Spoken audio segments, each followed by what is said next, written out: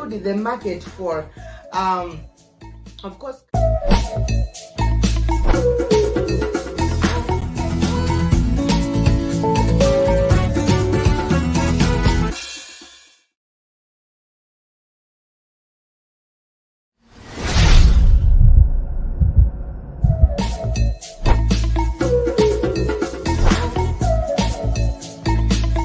So now this had killed the market for, of course.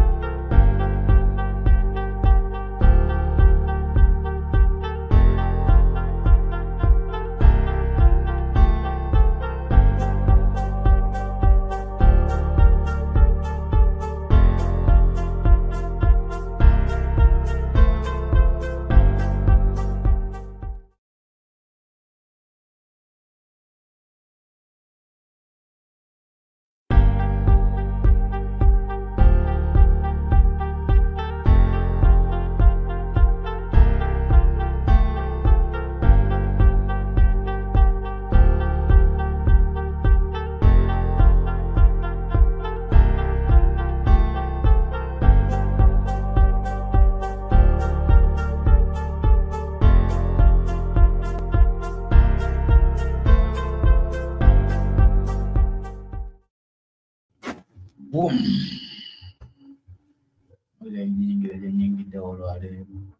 Boom. That's how. Good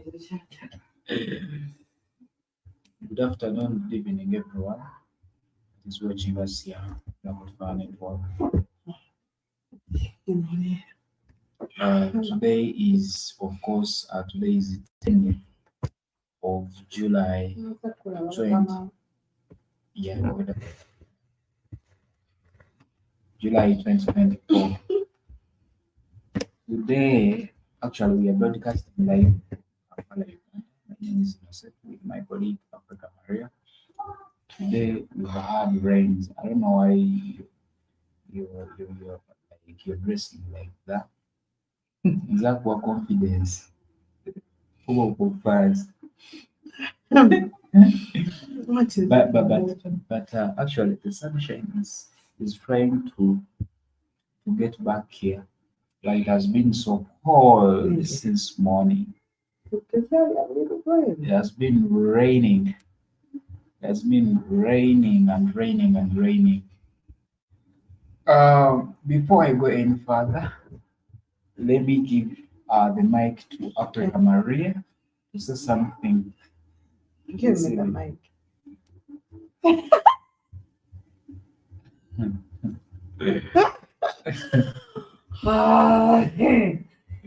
You're welcome, Black Hot Five Network. Good afternoon, good evening, good morning. Whatever time zone you're in, but of course today is like Thursday and like, and it is extremely cold. That's what today is Wednesday. Yeah. But I'm planning to do something on Thursday. That's why. But of course, it has been raining and cold, and you know that is that's been why I'm dressing up like this because it's extremely cold. But yeah. Of course, today's topic is quite a sensitive one and an interesting one at the same time. Of course, I don't know why you gave me the microphone in the first place. But today's topic is about Africans. We are lied to. Now, this is something that we always talk about all the time. And we have given a clear picture and a clear view about this in different aspects under different discussions and topic.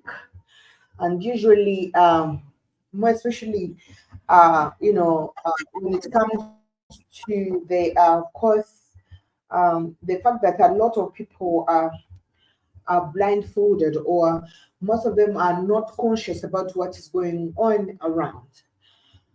Um, Actually, I can say majorly, this is the basic, or this is the fundamental building of this particular channel, and it is here to awaken apparently a lot of people when it comes to issues concerning the Black people, both in Africa and in diaspora. And now, today's topic being a typical fact, there is no speculation, but and there is no hearsay. Everything is so evident in the existence of Africa as of now.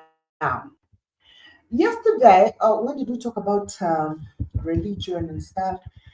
Um, Africans, of course, depending on prayers for help and all that. What was that? I think it was Monday. On Monday. Um, we have lived in Africa for I don't know when, but I think the calculations basically and the calculations of today's Africa's books, it is like clear states that it is only when the Europeans stepped in Africa when we started living in a short form, really. Because they'll tell you we were not civilized, we were bush people and all that stories. And when they came, they introduced a lot of things that we are, of course, adapted. And now we started modernizing from What they brought. what they brought. And a lot of people really take this so serious. They take this so extremely serious. We have seen a lot of people like, we cannot survive without those other people. They introduced a lot of things to us. I mean, we are here basically because of them. We have got a lot of things that have been invented by Black people. Okay? But most of us don't really know. We have got a lot of Black people have done a lot of great things. And starting off with the civilization, the one that apparently people claim, because civilization has got a lot to do with, of course, organization. Okay, people living in an organized structure, people knowing, taking their responsibilities being distributed, developmental things happening like infrastructure and education system and all that. When we study in history, they will tell you that the white people introduced the education system, and a lot of people give the very applause to those people for that. A very big one. Everyone will be like, if they didn't come, despite of all that of all the things they've done, if they didn't come, we wouldn't be educated. And but at times I'm asking them, what kind of education are you really trying to address? Because we had the first universities that were built, the first universities in the entire world. We have had scholars coming from Greece, coming from all over the world who attended their schools here in Africa. We had one of the biggest universities here. We had Africa as a civilized society and a civilized, of course, a continent. And a lot, I can say probably like 99.5 of the African population don't really know. Because this is why even teachers who claim, because for you to be a teacher, you should be someone who has the wisdom and the true wisdom to impart knowledge in someone's mind, more especially someone who has no knowledge about what you're imparting. Now, the African teachers will tell you, I don't know if they are teachers, I don't know how I'm going to term them, but of course, with their qualifications, they are teachers. They are brought in schools, and all they will tell you is that Mzungu introduced education. Isn't that what we learned? If we start looking at all the things they brought in for our education system, they introduced this infrastructure system. They introduced apparently a lot of things. And when you're little and you're being told such kind of things, and I know even the teachers who are teaching this, they believe what they are teaching is right. but they never introduced this. Rather, they adapted this. They said they introduced civilization, they introduced, leadership and all that. But we had leaders. Mm. You cannot introduce something that already existed. Just like they say, we Even- discovered, Mhm. we discovered it. And you're discovering.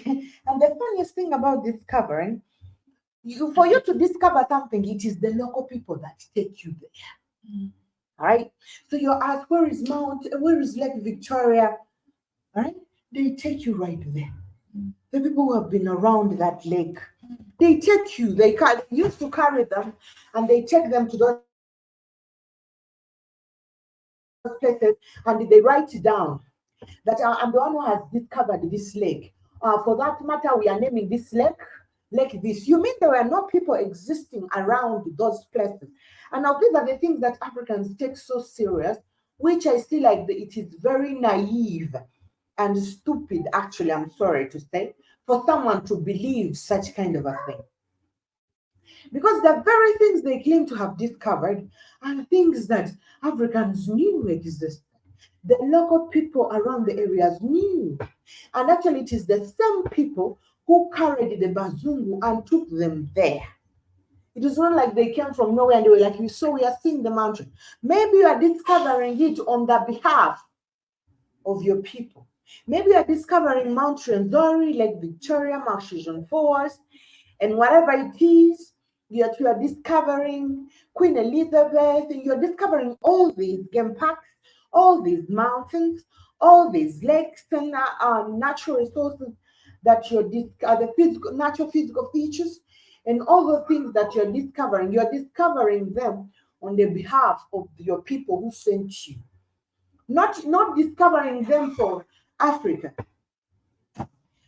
Now, these are the things that a lot of Africans have taken seriously, to the point that we are being so colonized in the mind and very brainwashed, because I might even ask that we might even ask the mountains we have here now. We even don't know their local names, but they had local names. They had local names, and these local names had a meaning. You see why I'm telling you that Africa is very lost? If we are to look at the spiritual part, if at all you are going to appreciate nature and you even don't know the purpose of that nature, what did that nature do? Why was it named that? And you're calling it Elizabeth. No, I'm going to the Queen Elizabeth's forest, probably. You're going to talk to nature, you're going to meditate. You're meditating in a wrong place. Because you see, in Africa, they were naming things according to the reason and the purpose and the spirits around that place. So this is one thing. We always talk about religion, but it starts with the destroying the identity of the things that you hold most sacred. We have got mountains where people usually go to, of course, meditate. People usually go at a full moon to practice their spirituality, because of the different vibrations that are always found around those places. Now, you cannot go to a place, because, like I told you, Africans used to name things for a reason. They would not just wake up and name Muitanzige. They just call this lake Muitanzige for no reason. They call that. So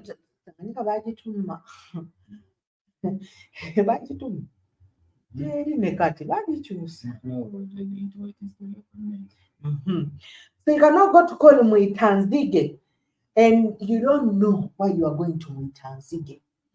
And you don't know where you're going to Kibiro. Now you're saying, you don't know why you're going to, where is it?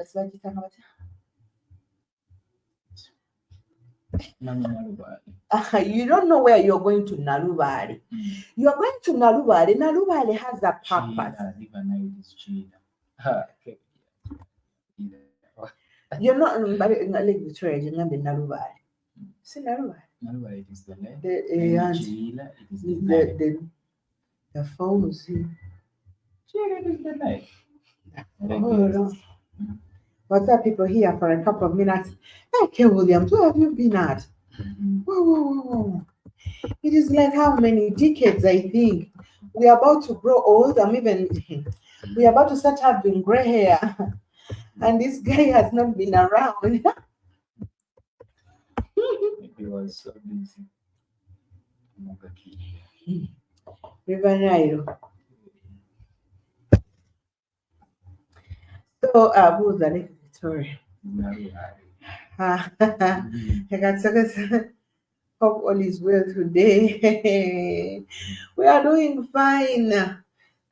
We've been asking where you've been at, but well, we are glad. We hope you're doing fine too. Mm. So, like I was telling you guys, there was a reason why Narubale had their own purpose. When you go to Mwitanzige had its own purpose.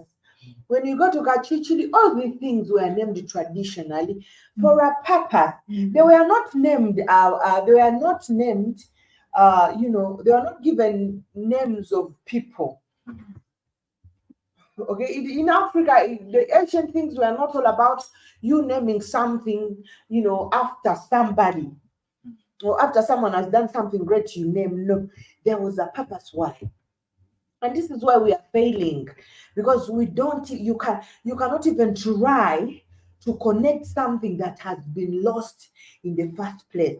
First of all, you have to understand what is this, how did it come about, what is its purpose, because everything has a purpose why it exists. Now, for this was the beginning of destroying everything. We usually look, by the way, we usually look at our brothers outside the continent, and we know they do not have their traditional names or their ancestral names. They rather carry the names of their, of course, of the whites or of course, who controlled them at that time. I don't like saying the word slave master, but they rather carry the names of those people, of course, at that time, rather than having the ancestral names. And I always see this as as a reason, for these people not to look back and look for their ancestral homes or heritage or identity. Now, in Africa, it was very hard for you to wake up and scrap away someone's identity. It was extremely hard. But of course, it is that. But what they did was to start disorganizing the things that Africans held very sacred. They started disorganizing everything. They started taking the antiques. They started taking all the things that Africans had and they believed in. You find that a lot of things that are, of course, were around the kingdoms were taken to museums. For what purpose? When they went to the pyramids, they picked a lot of stuffs over there. They took them, some in the US, some in the UK. All right. Now, here, all they did, because they knew that Africans were strong spiritually and they believed in their African tradition, religion, they had to make sure that they destroy everything, that the Africans should lose strength, and of course they did. Because living in an environment where a lot of people are so disorganized about where to run to when they need aid, help, when they need to communicate, whom should I communicate to? Whom should I pray to? Whom should I do what? Everything was turned British, European at a time, to the point that most of these existing things, um, um, of course, are in the names of the Europeans. Queen Elizabeth, Maximilian, Owen Fosdam, Albert, George, Edward. I can't imagine. Mentioned but a few.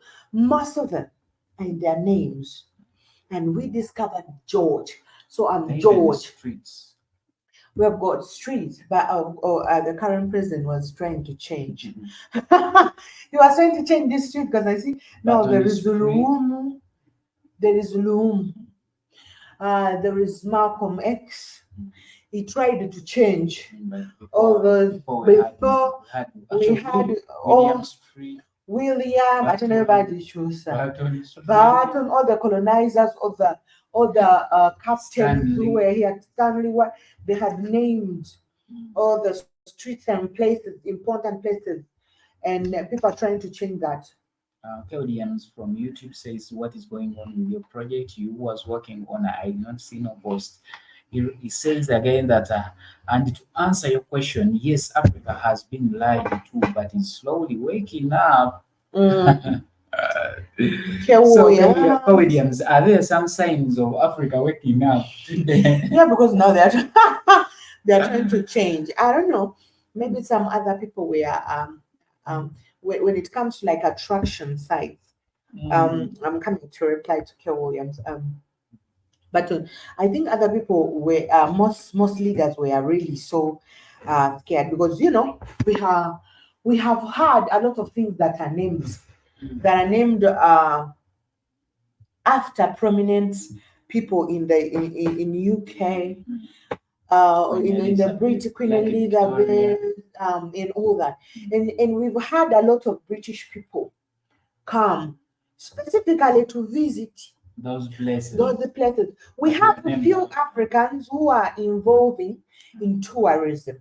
We have a few Black Americans. We have few Black British people or African British who leave to come to Africa to see the beauty. Few of them. it is one No, of the the majority of the people that are actually holding the African tourism are Bazungus. Now, when you look at that, it becomes a threat when they get to hear that, oh, now that place that was called Queen Elizabeth National Park is no longer, it has been given its African name. Now everyone is afraid because they are afraid to lose the hold of a Mzungu coming down to visit. Because a lot of people come because of those things. We want to see the Owen Falls Dam. We want to see Lake Albert. We want to see like George. Stop a share a lot. But of course, Williams, my project, you didn't see me post. I told this posting thing is but we are still working on it. We are still working on it. And we still have it in mind, but I don't know what to tell you, my dear. But don't worry. We are still working on it, and of course, we shall be telling you what's up. It's just that nowadays I don't even see you. Do I even see Kel Williams? No, see him online. Like, oh, it doesn't exactly you're like have I ever seen you? I think I'm saying that I don't see you. Like, do I see you? No, like online. By there for this whole week. Is it not today that he came? Like Even 2 weeks. last week. Yeah. You know, there are a lot of lies that have been made to Africans. First time, actually, to me, um, actually, you talked about tourism being dominated by the Bazungus. For me, when I was growing up, I thought tourism is for Bazungus. I thought that is basically for Bazungus. Me too. But those visits that we used to make in Narozanga, they're just school visits. It's not touring. That's what I thought when I was still in school. Because it is them who usually. I thought whenever you talk about tourism, my minds go directly to the Bazungus. That's what, because I thought tourism, it is the Bazungus that tour. That's what I thought. And actually, not touring places across Africa, within Africa, is also another problem of course, that is making people blind about a lot of things that are happening here in Africa. Which again, because you may tell someone that in Uganda we have, of course, is it a lake? Yeah, it's a lake. We have a lake. We have hot springs here Mm-hmm. in Uganda, and someone will be like, "Are you serious about those?" Ghana And we doesn't do have even them. Hey, and we do have them. And the Muzungu from UK will tell you that Uganda has hot springs. know. Crazy. Jibjaba says that, hello family, I stopped by for a bit, hoping all is well. Yes, all is well. Thank you, Chibijaba. We hope you are doing good too. So Yeah. there are a lot of lies that we have been lied for a long time. First and foremost, Africans, we are not monkeys. When I was still in school, and there was Zungus come at our school, like actually we could rumor within ourselves that those Zungus, they think that we are animals, we are monkeys. And most of the Bazungus think we are monkeys. Most of them they think that Africans they are monkeys. We are not monkeys. I'm here to clarify. You know the bad way you're saying. That Sentiment will be jumping on trees. We are not monkeys because monkeys live in trees. By the way, we are not monkeys. No, you can't compare anything to that. Whether they live in trees or houses. We just not. And as we are in school, forget about this thing. Mm. Isn't it people that told you we are monkeys before? Forget monkeys. Yeah. Those monkeys, they have brains like human beings. Their intelligence is 98%, and for human beings, it's 100%.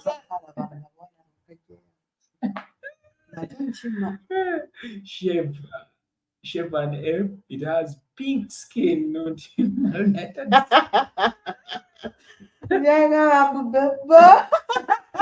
In other words, um, you know, um, in school, kids used to say, we used to say that, monkeys have intelligence of 98%, then people they have 100%. no, I've seen apes. Apes can try to imitate human Talking, language. but they can't speak out. If they're in a particular place, they will try to speak.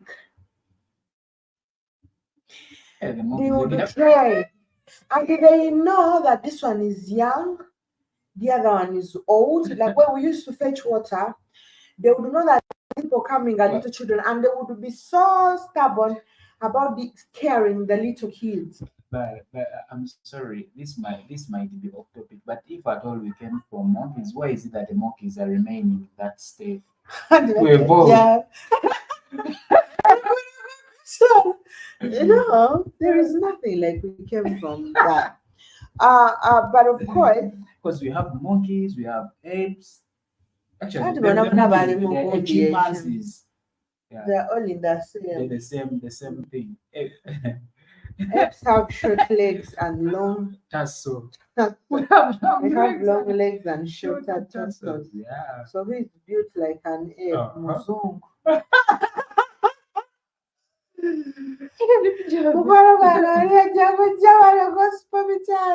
Muzungu. But this are thing attached to ape yenkobe. Yeah. Eyine ettako lya red. Chimpanzee. Hmm. Chimpanzee no chimpanzee. Gorilla is the enkobe. The gorilla. We have chimpanzees. Chimpanzees they are relatively smaller. No, They're like monkeys. enkobe gireke. Enkobe it is. Gorilla terina nnyo ya red. We're just kiba kinene kirina face nzirugavu. So we bagenda olaba eri mu gundi mu park.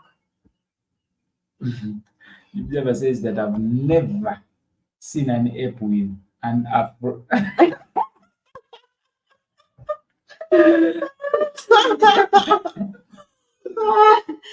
I know Kabaka Baka like this. Chuba. They fight with the people. Chukbolui. And if when you bring a slab, because there are those ones that have been like close to people, it can slap you over. But when you hold a punch like this, chikugamba mbumba. that you should also follow. Mm. Chigamba mbumba. Ochibumbe chukulye. Ekola firefight. Mm. Anyway, when we are growing up, but there are a lot of types of monkeys. Ate kuno bubuuka okuva wali shwi, shwi, shwi. Those are the north monkeys. And Those are normal monkeys. I know why I know chimpanzees. They're like monkeys. Then we go to gorillas. then Right? apes. It is the same family. I know. Eh, Different. Gorillas enkobe. What in a baboon? even the baboon might be Baboon the- yenkobe. Yes, yes. Itu. Baboon yenkobe yino munio. Mama walaba abantu abenzitereza like they have this over. Oh no.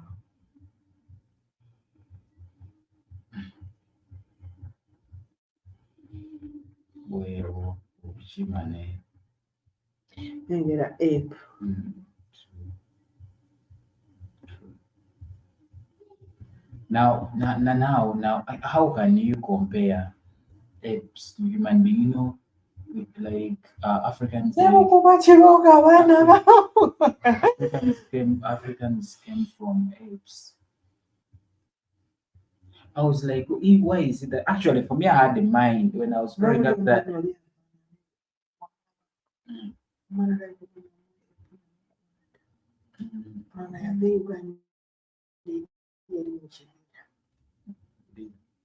For me, when I was growing up, I thought that there is time that we reach and those monkeys become human beings because we came from. I remember when we used to sing a song. When you're singing to those monkeys. Well, it's cool. And this is what I'm saying. Those songs. Bwakufuka wankimanya that is the root. But those kind. This is what I'm saying. Yes, It no was comparison except in the Mzungu's mind. True. And like I said, I think the people who used to go for teaching courses, Ababantu, they were so very much indoctrinated. Their schools taught them a lot of falsehood. They even created songs And they even created songs out of false, and it was so important for them to impact this knowledge. Because if you are a little child, let me say you are in elementary school and you're supposed to sing, because through rhymes, through all these songs that we sing at school, we get to understand brush your teeth, wash your face in the morning, go have a shower. When you eat, thank your mother for cooking. When after eating, you take the dishes where. So we learned all these things in school as we were growing up, and through this we were also told the same stories. All right. Or you sang songs as you are a little child. You are being told to worship a Mzungu. A Mzungu, we thank all Bazungus who introduced this education. Our future is gonna be so bright. We're gonna be doctors. We had the first doctors in Africa. We're gonna be doctors, we're going to be president. Everyone says something. We're going to be pilots because of the Mzungu. If the Mzungus had not come, we would be so terrible. And this is something you are teaching a 3-year-old child. And the child is being given that knowledge, that there is someone superior than your race. There is somebody who, is so important in your existence. And a lot of that. And children grow up. This is why when you see Bazungus, I can tell you each Mzungu, and they make sure they do this. Each Mzungu who comes to Africa, in the middle of all their documentaries, there is a picture or a clip that they will never forget to show. is when the little African children are running after their cars, or they are waving, "Hi, Musungo," or they are, and I think it gives them the vibes. Yeah. Yeah, this is why every documentary that is made by Mzungu, they will never forget that clip. Why do the African children react like that? I'm telling you, this starts when the children are like 3 years in the schools. All the songs we sing, we can never forget to be reminded or to be told. Is this Chimera. Chimera Badesh? Huh? Chimera Badesh. Maybe I say that's a chimera, part human, part animal. Oh. Mm. So you understand that thing. Mm. This is why you see it is not that parents are doing, and at times not even they are seeing it on televisions or what, because some of these children have even never seen television, Yeah. but they know because schools, even they will have pictures, they will show you Mzungu. Do you see the person who looks like this? This is the person who has done great things in your life. Without that person, do you want to be teachers? Yes. Now, this is the person who introduced that. Have you seen, do you go to hospitals? Yes. Do you see nurses and doctors? Yes. These are the people who introduced to that. So, 3 years old, when a child is 3 years old now, you can imagine by the time that person is 30 or 20s or in their, you can imagine the issues they have with their thinking, because this knowledge was imparted in them, because that is the age when children learn a lot of things, and at that age it is very hard for you to change the mind of a child who has got a concept at that age. And they don't stop there, they keep reminding. Every stage of school you are reminded of the greatness of the existence of Mzungu, not only here but the entire world. And this is why I'm saying the people or the first teachers who were taught, because remember, teachers were taught by Bazungus. The first teachers who introduced this formal education, this kind of education we have now, of chalkboard classrooms, running mathematics and this whole thing, they were Bazungus. And what they imparted in these people is what is still being imparted.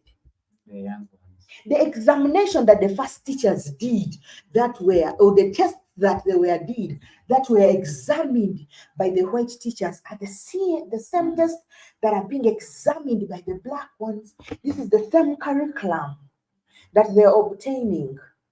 So should we say teachers are still the smartest people, something like that?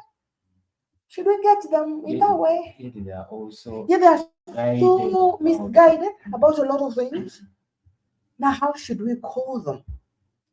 Because we go to school to learn, to acquire knowledge and skills, if need be. But are these people the real people who should give us knowledge and skills? We thought a teacher teaches, a doctor teacher teaches, this one a teacher teaches, the other, everyone with a profession comes. But are we on the right course? When you start teaching about the history of science, it is definitely somebody else. But we know basically where this came from. All the concepts of mathematics came from Africa. And the concept I guess at the time even teachers actually, it starts with these elementary teachers. Those teachers that teach elementary level. These are teachers that are posts that are not informed. However much they have attained education, someone may get out of the university when he actually is having a different concept about education. But even when this person wakes up, he has to teach the other things of the Bazungus. I think I was like, how does it come? Like, this is my own thinking. This is how I used to think before. Like, you go to the university, then at the end, you're going to need to teach these elementary kids. Together, they're kids at the elementary level. You're not going to teach things you've learned at the university, because at the university they won't teach you. Actually, they will just teach you how a good teacher of that level behaves. Together, they will never teach you the concepts you're going to teach at that level. You have to go back and pick the books that fit to that level. Then you start teaching. For the teachers, which take it, but when you like at the university, you learn different things. You know this. You learn different things that don't even apply. Things you're not going to teach these kids. Which take it. So so if you're to teach these kids, you have to go back to the colonizer books they used to teach. There are those old books they used to teach us. Don't you know those books? Old, like you find an old book. Hey. But at least Yeah, Guru was they were the an same books. African. They were the same books that they used to teach us. You know,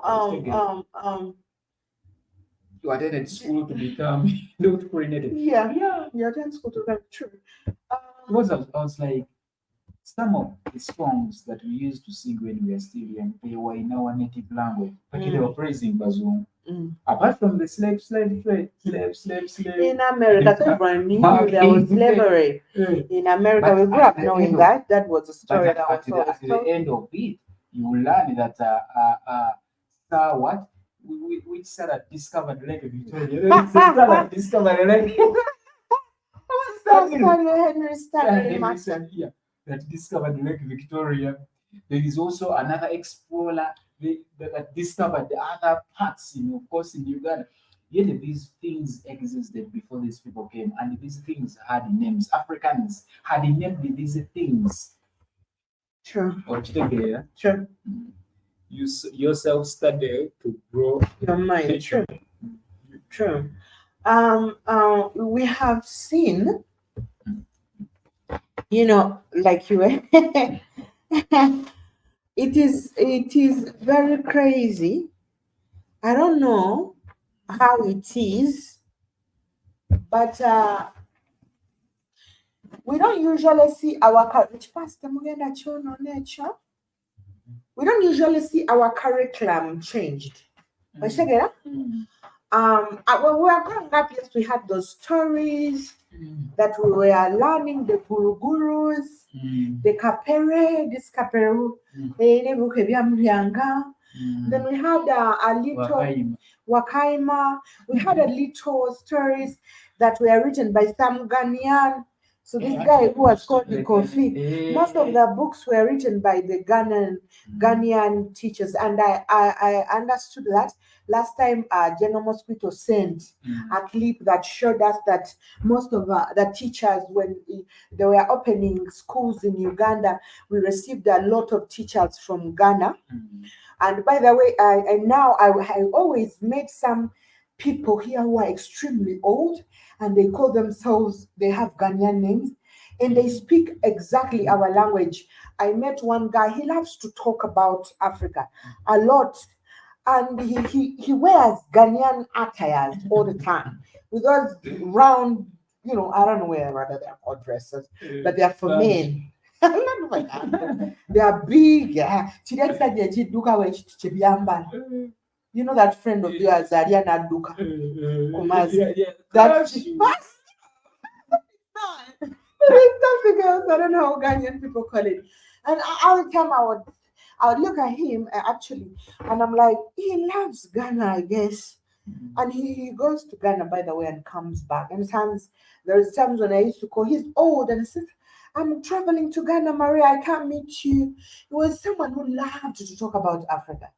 And little did I know he was a teacher, because I didn't ask. And this guy was the Ghanaian man. And then I connected his existence plus the story General Mosquito shared, that we had a lot of teachers that moved from Ghana to Uganda to teach. I guess they were teaching teachers. They were teaching people to be teachers.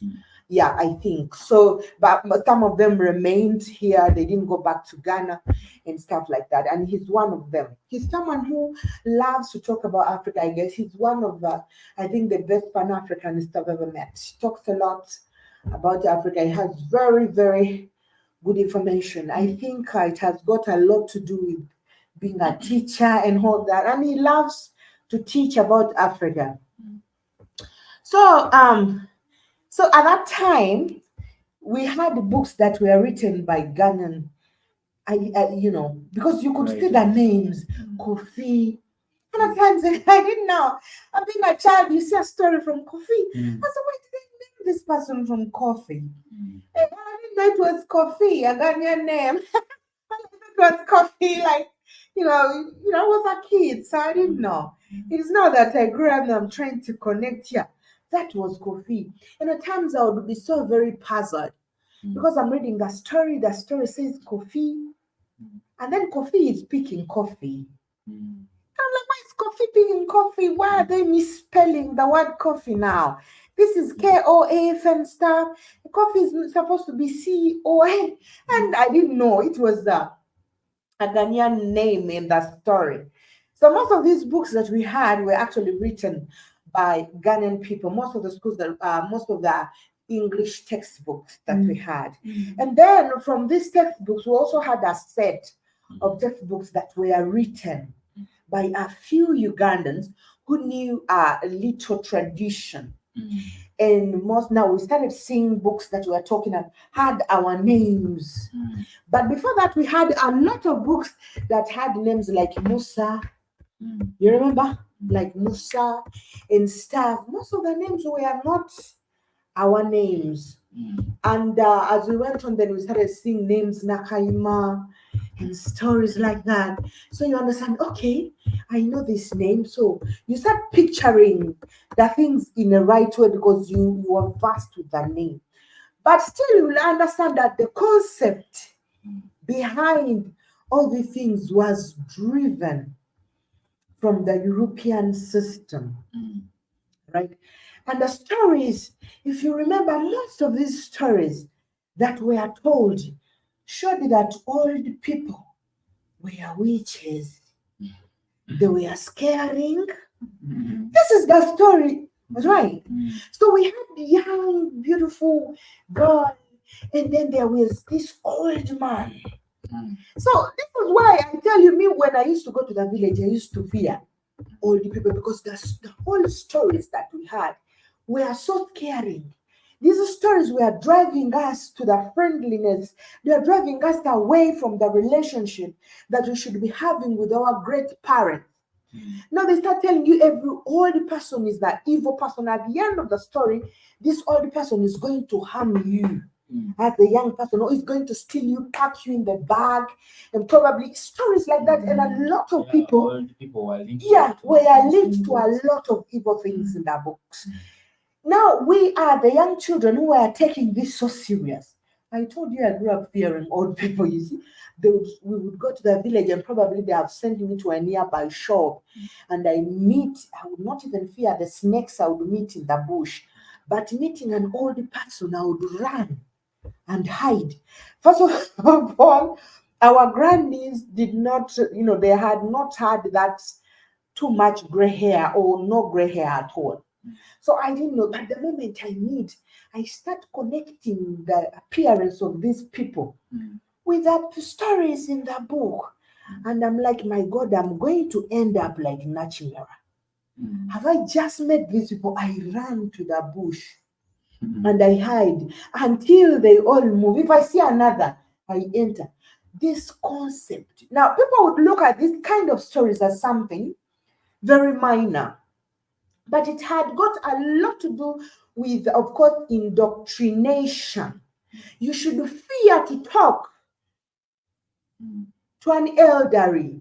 It was important to scare the young children from having a closer relationship because it is from these elderly people that your mind would awaken. mm, Someone said, no, Maria, you see, this is like this. mm, You cannot even get close. Now, these are the things that actually at that time the entire society did not look at. I'm growing up now, and it's when I'm trying to have a flashback and I question myself, like, why was it this way? Why did we have these books that we are teaching us about all these scary people, about all the people, all the people we are associated with a lot of things to do with only evil. All right? Don't go to meet the old person. because They they are move going to at steal night you. They move at in the night. dark. They are going to cover you in the dark. Mm, So they were the zombies. They were the vampires in the movies. They were the zombies that every child would not wish to associate themselves with these people who had the wisdom to change our mind. By the way, and these people did not notice about this. First of all, I think education at that time wasn't. It was like let me say in its raw stages, I should say. Though people had attained the education, but we had not had many sanctuaries. We had not had many sanctuaries.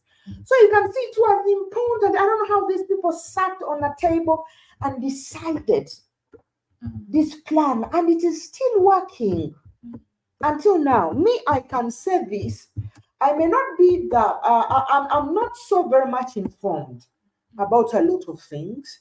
I cannot say, yeah, yeah. Um, I'm so very much informed about a lot of things. I cannot say I know everything that goes around. I'm learning every day. But most of the information, at least I got to know, I learned from people who are elder. I learned from people who existed.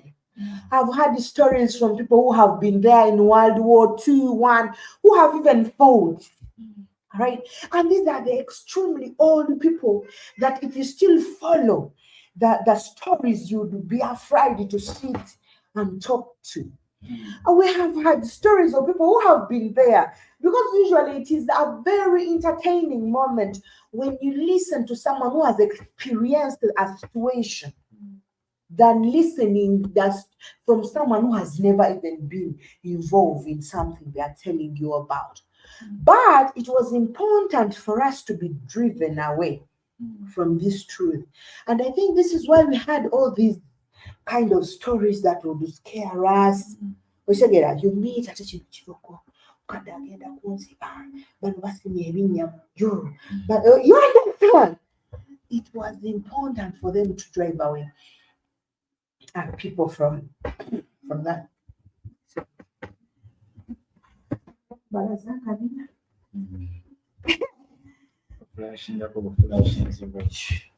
So, and actually, when we look at the informal education, this is of course, the education that we had here before what they call the formal education existed here in Africa. Um, uh, eh, inform- so, the informal this is the education that we had here before the coming of the Bazungus, but we see The tradition the education. traditional education. Yeah. So when we look at education, when we look at, of course, what this education that was introduced by the Bazungus brought here, actually, it doesn't give someone space to think for himself. They are not practical. You talked about the issue of learning from elders, where these books that we read when we are minors, they did not give us that chance to learn that elders, you learn from an elder. They don't give you that chance that you learn from an elder. Rather, you learn from the book. The book. And most of those things are me. All you have to get it from the book. But when we look at the informal, of course, education that we had here, it had the essence of preserving culture and heritage. So traditional African education, despite of its limitations, successfully maintained economic, social, and cultural structures within societies. It prepared young people to understand their physical, social, and spiritual worlds, fostering a communal outlook and promoting sound human relations within pre-colonial African communities. But here today, we don't get that chance for, of course, the youths don't get that chance to learn their cultural heritage politically. That's why we see a lot of youth, Basil, I'm sorry to say this, because we don't know our origin. We don't know what, of course, it means. What we don't know the richness that is the riches that are within our culture and stuff. The other issue is that it provided skills. The issue of skill development was also crucial in this education, where informal education, including, of course, apprenticeship system that provides accessible avenues for skill development. We see that million motivated young Africans who may lack formal qualifications can still acquire practical skills through informal channels. Okitegeera? So people used to get the skills, hunting skills, iron smelting, backcloth making, carpentry, like people used to learn all this. However much nowadays they call it formal education. It was very hard to grow up in a home nga tomanyi kuba mataffaali n'okuzimba, building houses, okitegeera, molding, pottery, okitegeera, pottery, okitegeera. But nowadays boyina googling. Enhancing relationship. In schools and colleges, we see that informal education enhances the quality of relationship and overall school life. But activities like residentials, fun days, and engagement with the political system via, of course, school council, students' union, and others contribute for a positive learning environment. So, responsiveness and flexibility. We see that informal education bridges the gap between theory and practice. So it allows for free choice, changes in interests, and responsiveness when interacting with the environment. Kitegeera? So someone could be able to learn that ogwo mutuba tree, that is a mutuba tree, guvaako backcloth. Era nga kizibu nnyo oli okumala. That's why actually those people okugutema. Ogwo muti like gwa mujaja. It was very, of course, it was so important for these people to preserve these things because they were so important. Kitegeera, oli amanya nti ogwo muti mudalasini, muti gwa mudalasini, guno muti gwa this is a tree for it is called what obukaawa ennyo, mululuuza. That is a mululuuza tree. Okitegeera? So they would preserve these trees for an important role. That is the formal education. So they could teach you everything. Nature and everything around it. Nowadays people don't care about nature either. Because apart from differentiation and what we are not taught the true concept of these things. So when you destroy nature traditionally, you are destroying yourself. Now, when we come to the issue of religion, now all things of course the issue of religion makes every aspect of course African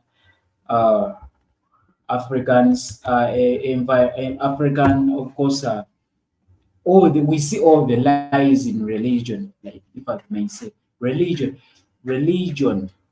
And when we look at the Bible, the Bible was created to make Africans slaves, to enslave Africans. And be comfortable about it. We twali tukyasoma waliwo kiti kyatusomesanga history mu elevu naye omusajja naye aleka yali alina sooti. Ask me why. Ask me why. Why? That guy njagala nokuteekako. Tumuteekako. Lwaki? Bajja kugira. Bajja kunitwira gundi ze ziri gundi. Ziriko copyright. Mwana walala. Oh. Mwana walala je mubiri. Walala bwa. Siriko copyright. Ate ndizozifunamu ssente. Tebiringa luli. That teacher used to teach us history. Actually, yatusomesanga an African history, not even Western history. Then that guy Ali proud. Okay?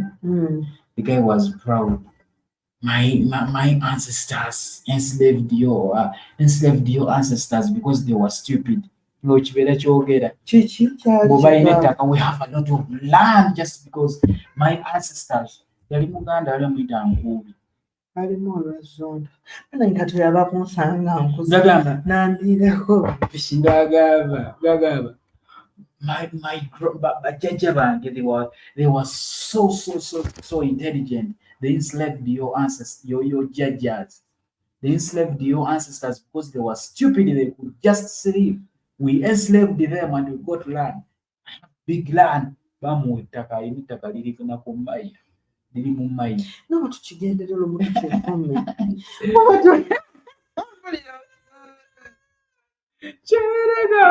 alabika alimu By that time. But there's someone who teaches history. Imagine someone who teaches kakyako history.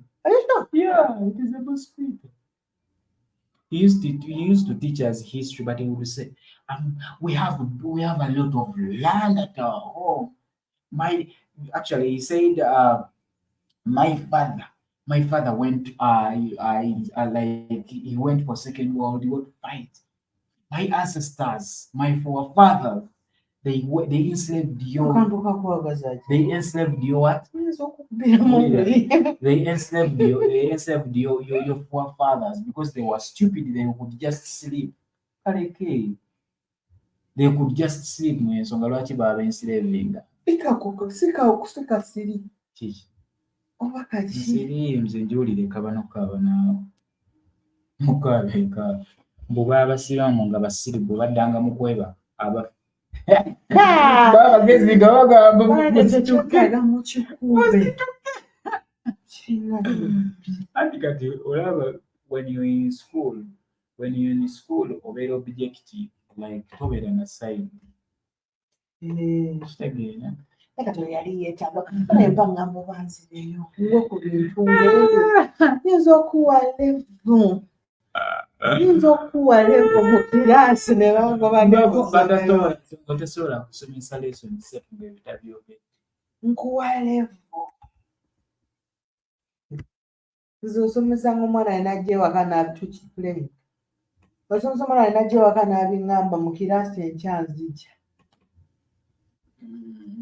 nga mu mutwe buwiika ate betwagala kukolamu debate ne teacher nosooka obinyomeza how can you be proud ku kikolwa ekyobukumbaavu ng'ekyo mwandi mugambye esomwa abaatunda Uganda kati lwaki temwagenda ne bakama bammwe okyagala nnyo ndaba So a lot of life, and the people we see now that may like abagamba at least as singa banai like my ancestors were. The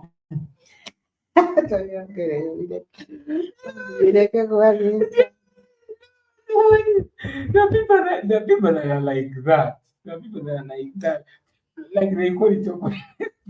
kale ewaffe ebyo tebyaliyo balawe ewaffe baba abaganda baatwala abantu at that time zaabwe they sold a lot of people from Mityana Mubende all those bababba ne babatulanya ate nze balinnya Jamaica abantu abo. However much even the Baganda were taken, but not like other places. At our places, they batwala ennyo because they were not. They were so close. They are so close. But due to the fact that the Bazungus during that time that started actually, and the Arabs started giving guns. Ate Arabs no. Arabs nno naye abazungu baayagala nnyo eyo sayidi eyo ewaffe katulaba bagamba Mashijan Falls Mashijan Game Park yali ejjuddemu buwangwa. There is a certain time where we had omusajja by the origin for Limulaba tulimuwanika interview. He sued Britain mu kooti, International Criminal Code. Mm. Baavaayo ne bagamba mbu abantu b'omu regioni abo bonna twabatta. Kyetumanyi we killed all people from that. Naye these things are not documented. We killed all people from the Kitara Empire. Kati gw'ojjanga ani? Because those people are known. Ne balowooza batta. What did they do? They called. Bayita mu bantu, they called mbu kabaka wamwe ayagala bakola ki? Kumbe kabaka yakyuse. Awo yadduka n'amiitinga ne muganda we. Kitegeera nga badduka mu exile. So people gathered and they killed abantu bonna. Reported. Mwana musajja muto. That place was filled with skulls. And there is another place that actually so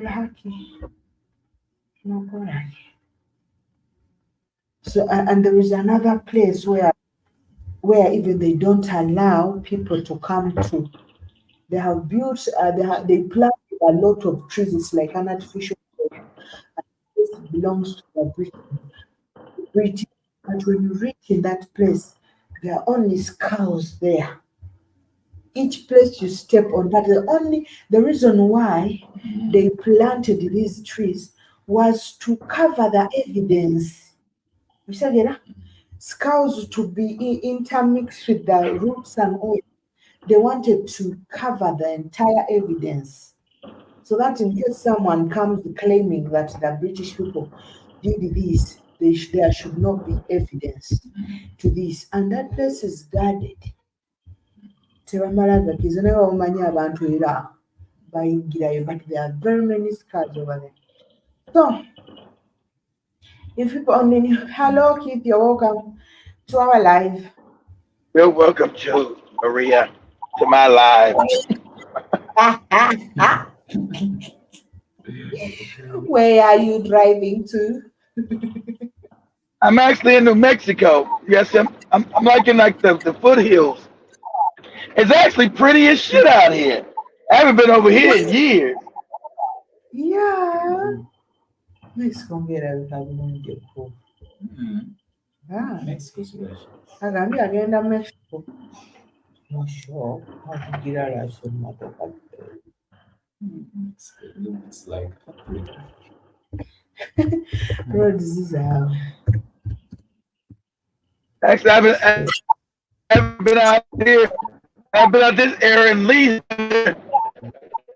20 years almost. Not this area right here.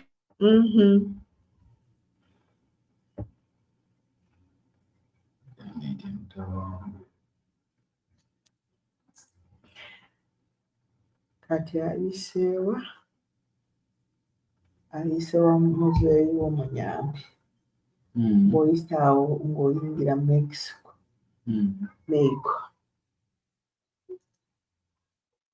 Kinywa enjaga ekyo tekisobola butaginywerayo Mexico.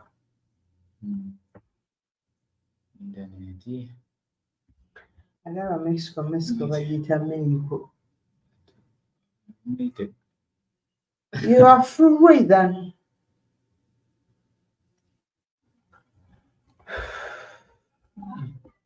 Okay, I guess Keith is being disturbed by the internet as he heads to Mexico.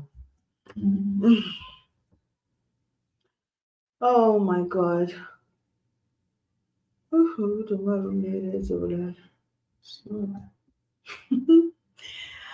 Yo, get up. So there are also, of course, other lies that were made that Africans enslaved Africans. Together. So we however much, despite of what, Africans were united before the coming of the Bazungu. There is no way Africans could make their own slaves.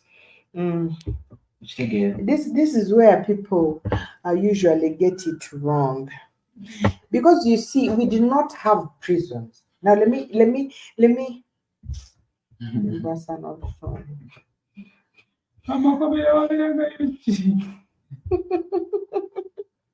So the issue, by the way, the issue of prison, like it Does comes with the introduce by the democracy. It British. comes, yeah, there must be in a democratic country. Mm, We know where our constitution better than penal code. This is a punishment. mm, So those punishments, you must go somewhere. They must keep you somewhere. mm. It's a matter of the chocolate. You know.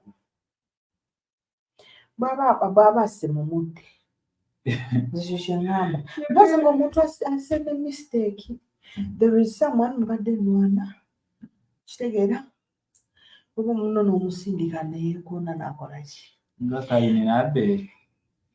naye waliwo oli akwatira munne n'amuyisaamu kati bwe bisajja byatuganga obuwala olw'amasimu n'okubasalidaaka oyo muba musiba waaki With other people. with other people they don't even deserve but I've seen stories that a lot of people have been, of course, sharing. Africans have had slaves or before. If we were people who would do slavery, we would start this with the countries that we colonized. We would do this. Spain.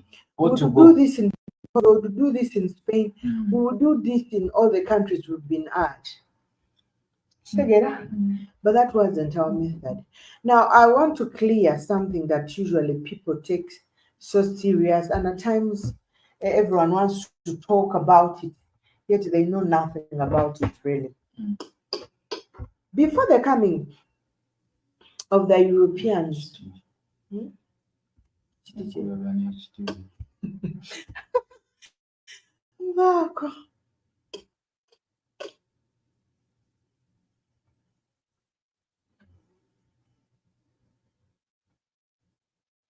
tebaga nti batandise okulya ebintu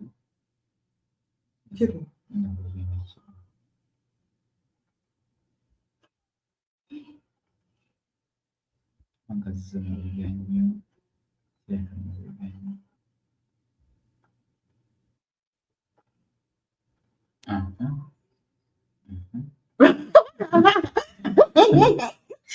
Ddagala. oli mu kusika bagundi oli mu kuba bizinesi. So, we did not have prisons. That now we are getting prisons and we are imprisoning people.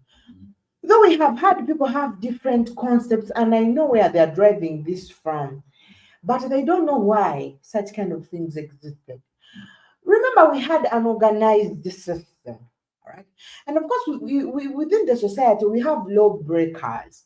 We have people who go against the law of the society. We have people who do a lot of crimes, within the society. And usually we did not have prisons where we would confine that right now you are being kept in that prison. You are given a bed to sleep so that next time when you come back, you continue from where you began from. And by the prisons have failed. This is why we have criminals redoing the same crimes and taken back. Now, we had this system where they would punish you according to your crime. If you have done something, usually the punishment would be manual labor. You understand?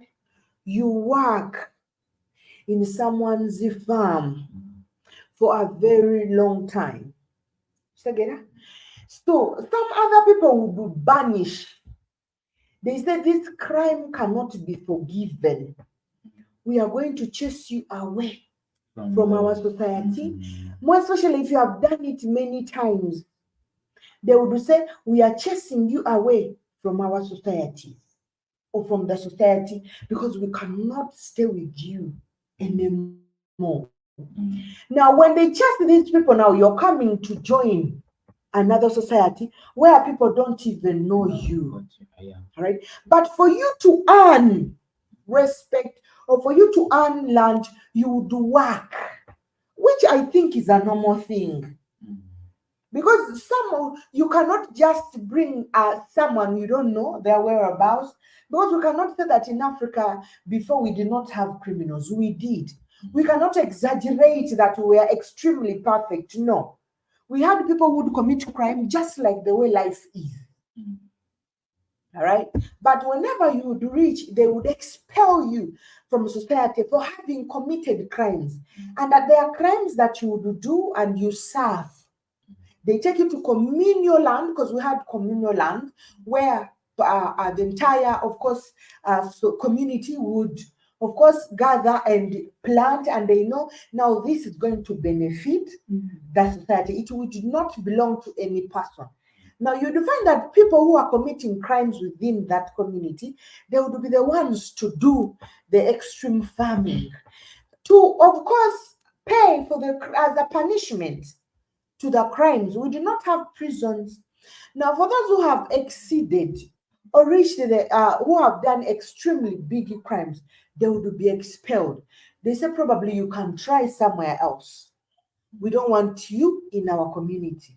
And probably if your family is like, you can't expel, they say now you and your entire family, you can leave our community because you have failed to adhere with the laws.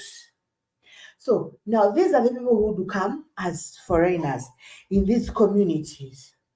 To meet in this community, the community of coming, you still have to learn what happens within this place. And these people would come now, and they would themselves, they would look for things to do. So that someone says, I'm going to of course farm for you for a duration of, like, 3 months or 3, 4 seasons, and I need a piece of land. And this is what usually people call slavery. Okay? And there is no way we Africans do not practice slavery with their fellow Africans. And others, I'm giving you now the circumstances at which such kind of things happened.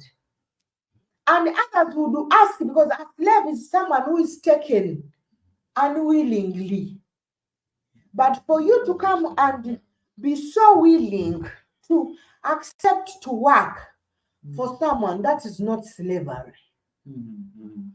If you come to a society and you accept, if I take you as a maid, and you said, Maria, I'm looking for a job, can I work as the maid?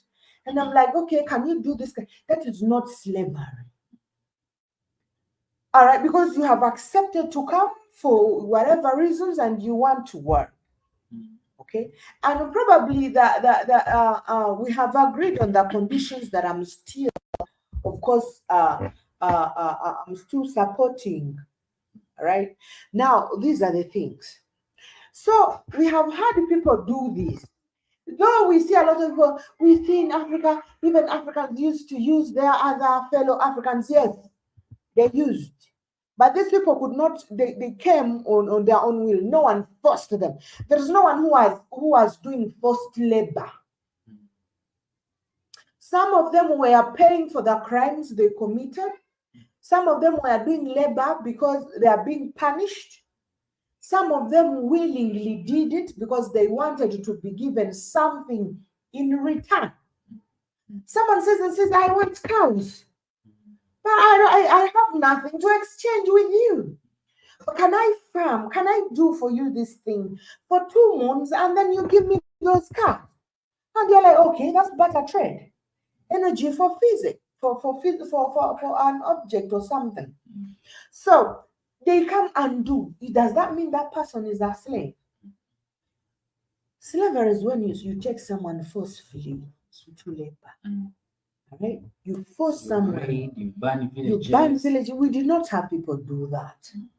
Except, of course, we had people have conflicts within each other. All right. And someone's going to say, when people used to have conflicts, they used to steal children. They take people's women and start using them as slaves. We had people take people's children. We had people take wives, but not to use them, people's women or young ladies. They used not to take like grown-up ladies. Most of them used to take young children, and most of them used to take, of course, young ladies to marry them. And secondly, most of these raids started during the days of the Bazungu, when these people had guns. Check it. All right. So actually, like whenever actually these lies the Muzungu brought here, at the end of it, they are all linked to Africans. Kitegera byonna byonna byetooloola bakikuleseemu bakikulekamu. So they left, or like they made their lives, they made a lot of confusion here. At the end, Africans, they blame Africans for whatever they did here, because whatever they were doing, they were doing it through Africans. Apart from naming places, like this is Lake Victoria, this is Lake Albert, Lake George, mountain resort stuff, all whatever they did, they link it to Africans. Kuba bo baali at the back. Yeah. Tebateekako ffenki. Yeah. But Bakubuuza watulabe. but a lot of lies have been made to Africans. Like I said, when we go to religion, there is that story that begins the Bible. Mo First Testament. I think Testament.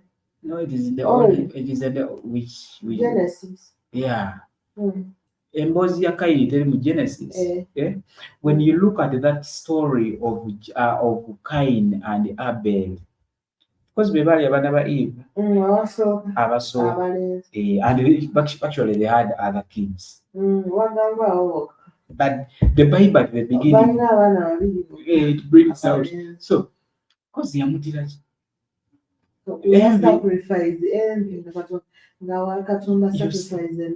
You see how conflict start from the Bible to reality. Because in the same Bible, like the Bible is full of conflict and violence. Wars, taking land, corruption. The Bible. The Bible, riches, like there is a rich king that had very many wives. He did this and this. Then we come to know where confusion begins to some people. Actually, some people they start knowing the Bible from Noah. Some people, they say that there are some sons of Noah that are the whites. There are some sons of Noah that are the black people that we are seeing today. So these people had drafted. Jibjaba says that take care, see your final family, finals family, don't miss it. That is from Jibjaba. Okay, Jibjaba, thank you for being here for all that time, 1 hour. Yeah, he has been with us for 1 hour. Thank you, Jibjaba. So there are a lot of stories in the Bible. I see such things happening in reality today, because even the prophets, even the pastors that we are having today, they are preaching the same things. They are walking, even in the political leaders, they are walking through the same issues that are in the Bible. So Bible brings a lot of confusion. When someone has been elected as a leader, he or she has to swear in with the Bible. So the Bible is the final. And the Quran. So why is it that at times the Bible is separated from politics? Yet it is the final clarification to confirm that you have been elected. You folks work hard and have a good conversation. Thank you. Thank you, Jibjaba. That is Jibjaba. All right. Okay, Jibjaba.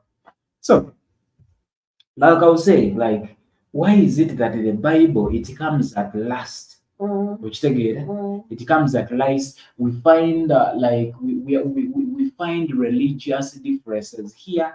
Then at the time of the leader that is going to represent you, let it be a president, let it be a prime minister, let it be a member of parliament, all these people will have, actually starting from school, head prefect, they have to raise the Quran. All of them in the last minute. Or a Bible to confirm that this person has been elected. On their religion. It depends on their religion. But the books are too. It is either Quran or a Bible. Which together they raise them up or confirm. Hmm? Tolina kyojja nakyo, but spiritually there are some things that must be done for at all if you become a leader. There are issues that there is a protocol that is observed. Like nowadays, it is very difficult to see that. It is very difficult to see that. Now, when we look at the entire Bible, we go to Jesus, stuff, which together, all these lies have made the Africans believe that it is the reality. Which together, there are a lot of people you can't convince. The other time when I went to school, there is someone actually I followed, and actually we had a lot of disagreement about religion. When was it? Yesterday, Yesterday. I went yesterday. Yesterday. It was yesterday. Yeah, oh, yeah, on Tuesday. Tuesday. Then when I found this person, we had actually disagreement about religion. Oh, yeah. Well, yeah, for her, she was like she's a born again Shiba. You know that thing called Shiba. No. She's tiny, I very don't small, know, very that's short, good. very short. She's called the Shiba with the SHIBA. I don't know that one. She's a born again. Then I was talking to this girl. The girl was like, "For me, I'm a born again." I knew, like my like for me, like I was looking at what she called religion in actually in a small thing like that, like this. Like I had read all her mind. Then I told her, like, which church do you pray from? You pray from Nasanas Bugembe Church, Kakande, Bujingoya do you pray for? Like I mentioned, like three presses. Actually, African churches, people pray according to the person. Which together, they even create teams. I'm team this church. I'm team this church. You know those people, and a lot goes on. So she told me that she prays in Kasui. There is a certain Muganda man in Kasui is having a big church, a pastor in Kasui. I didn't know about that church by the way. She told me for me pray from Kasui from but she told me that that person knows the gospel. Then I told her, like I told her that where I live, I told her that where I reside, where I live, where my resident is. I have a lot of churches around, but the people within that area they don't go to those churches. And then people come. They come from far. They bring them. They transport them to come and pray. But the people within who would have understood the essence or the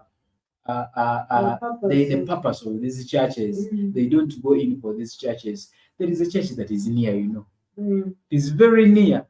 But the person there is also a shop around that church, but the person is a born again, the owner of that shop. But they keep the shop open the entire day. Yes, every Sunday the shop is open. So the customers who are born again, they actually come from that church to come to this shop together to come and buy stuff. So I was like, I told this girl, where I stay, there are a lot of churches, like 3 churches where I stay. There are 3 born again churches, but the people around they don't go to these churches. Then I told her, does it make sense to you? Does it make sense to you? It is the same religion, but people, you are choosing to go far.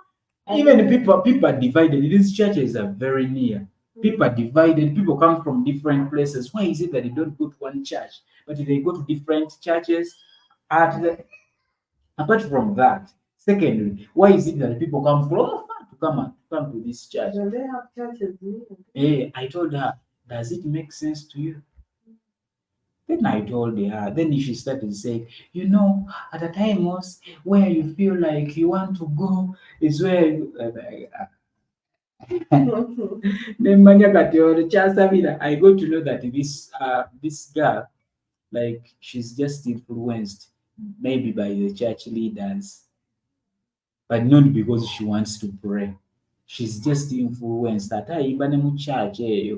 She's just influenced by the church leaders because it doesn't make sense having a lot of religions. Like people go in different churches, they even create teams, but you can never see in African traditional religion. Actually, that's why actually ATR, African traditional religion, remains the strongest, because all all all of these people from these religions, they go to ATR at the end of it. And the African traditional religion welcomes all these people. But together, African traditional religion welcomes these people. Let them be Muslims, let them be born again Protestants, welcomes everyone.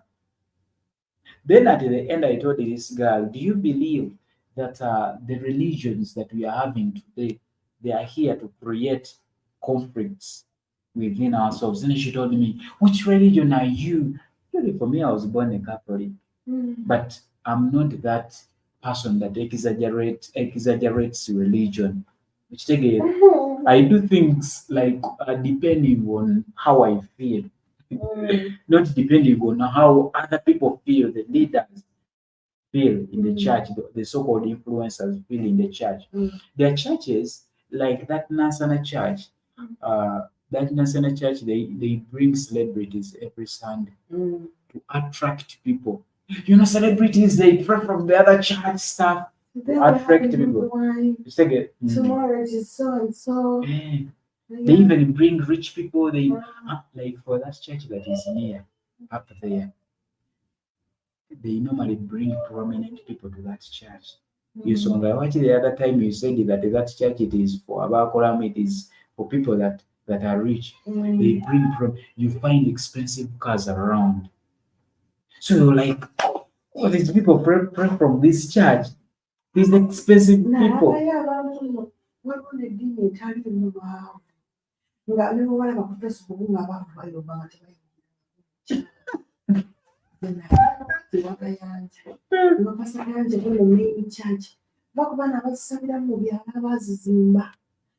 under him because remember there is one you can be under.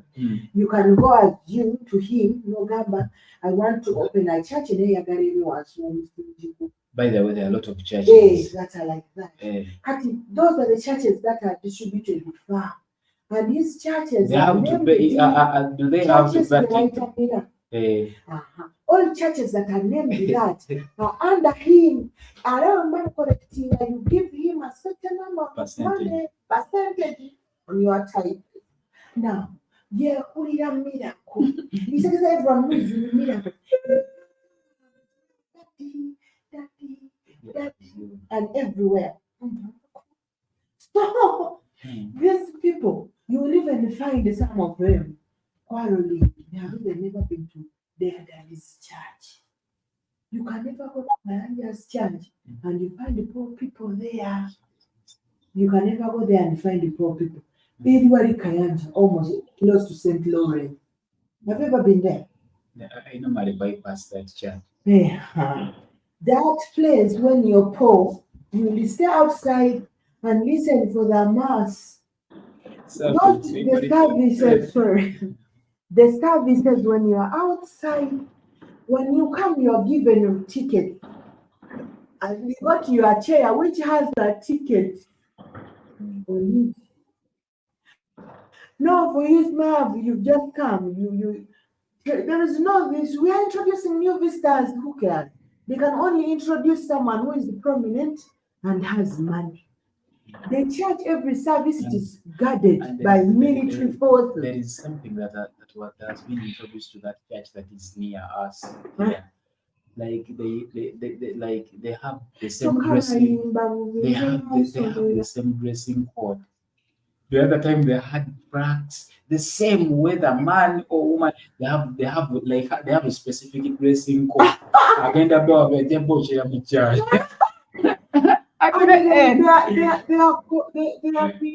They sing. I don't know what's happening. I hate to listen when they are singing. They have some weird voices. Where do they get the choir? Where do they get people who sing? abantu babayimba obulobozi buyitamu abasajja tebawulira omukazi busongoza Hello kids, where are you? It's like a desert. Are you in the desert? No cars. The land is getting flat. He's in Mexico. I'm in New Mexico. Said so. He's in Mexico. Oh, the land is too flat.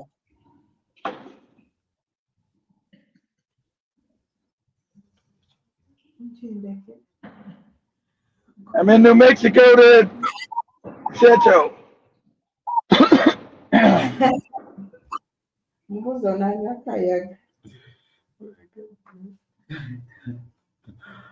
Well, why is that? I see no cars.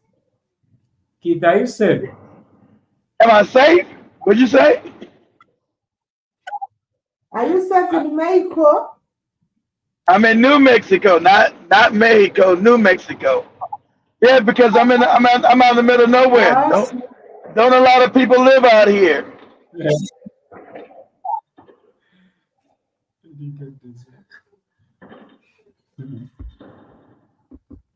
But the place I came from, there was a lot of people because I was mostly in the mountains back then. Now it's flat, but I came out of the mountains. That's why I didn't have any internet. Yeah, a lot of casinos over there now too. I was like, a lot of resort casinos. I was like, shit, this is nice. I haven't been over here in 20 years. I haven't been in this area in 20 years. Shit. Wow. I haven't been over here in this area. So you see, yeah, there's nothing out here. Nobody lives out here. There's nothing out here.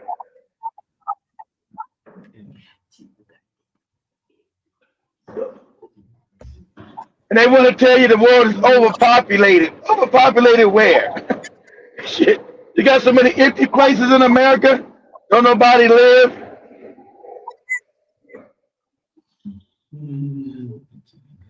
So in that desert.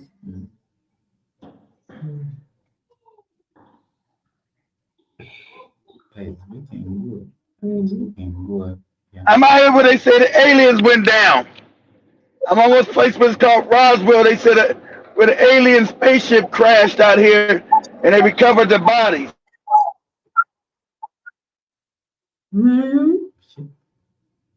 Aliens. Is that crashing? It. Is that like they crashed on that way? Yeah. Yeah. For internet. That is disturbing. The alien body.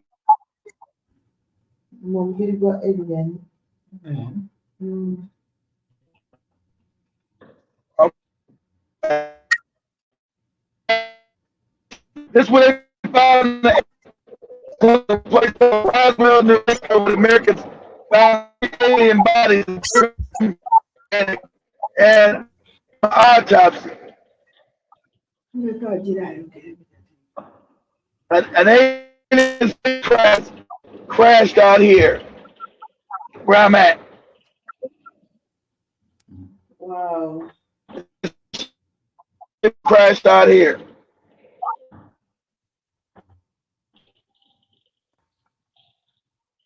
And also, this is where the first nuclear bombs went off. This is where America first created their nuclear bombs in this state, in New Mexico.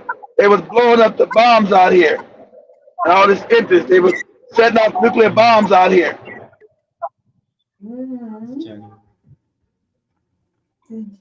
This is where they were testing the nuclear bombs at.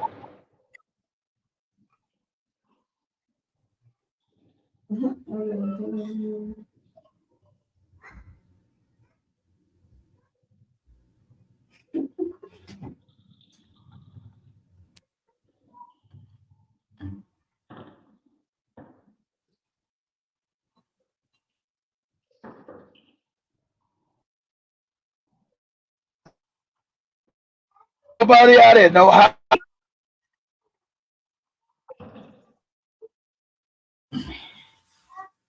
What's the time? Ora kuba aliwo yekateeka butya. Omusana gwo. Obudde bwabwe bwa njawulo ku buli. Omusana gwaka. Ebibuuzo bino bya njawulo kati ewaabwe kuba kiri gy'abeera. Buli mu kukya. Kyawo bwakedde dda.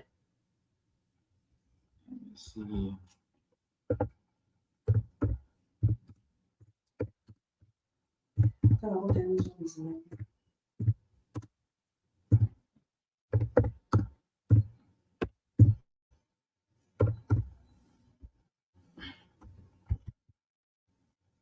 Sawa. Yo website. Sawa sana dakika 7.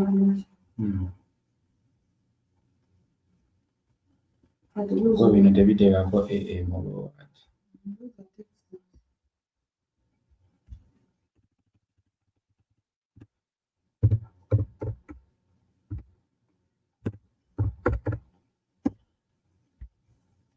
Sirinya. Ezo kumacha. Buuza Mississippi. Huh? Mississippi. Yabeera. Oba abeera mu California.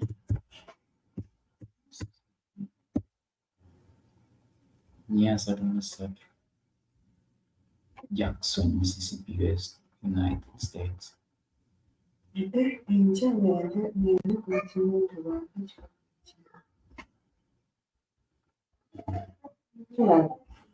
Yeah.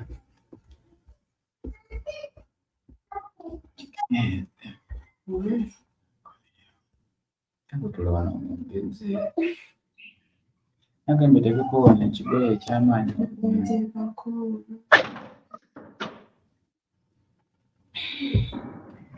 Nebanteekako Eri ekisuuka.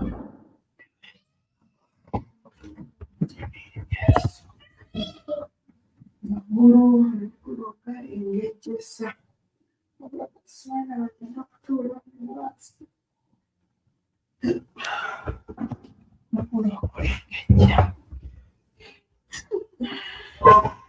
Emiti yagengudde. Wonna olaba wali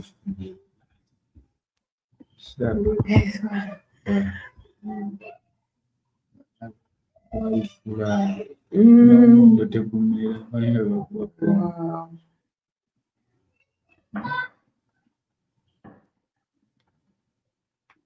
Sajja abato babiki bino ebimali mu maaso bituufu.